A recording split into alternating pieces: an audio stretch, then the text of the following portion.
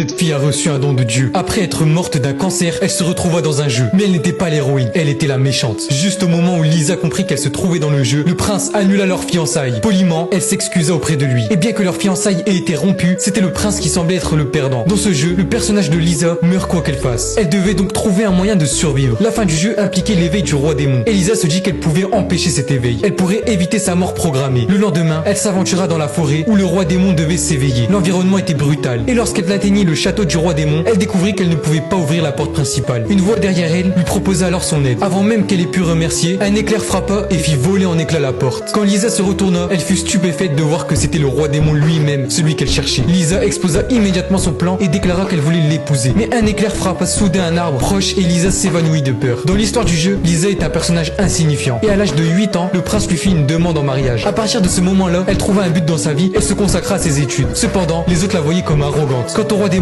il était en réalité le frère aîné du prince. Lorsqu'on découvrit qu'il était une créature magique, il fut enfermé dans sa chambre, rempli de haine envers les humains. Il se transformait parfois en dragon. Lorsque Lisa se réveilla, elle reprit sa demande en mariage au roi démon.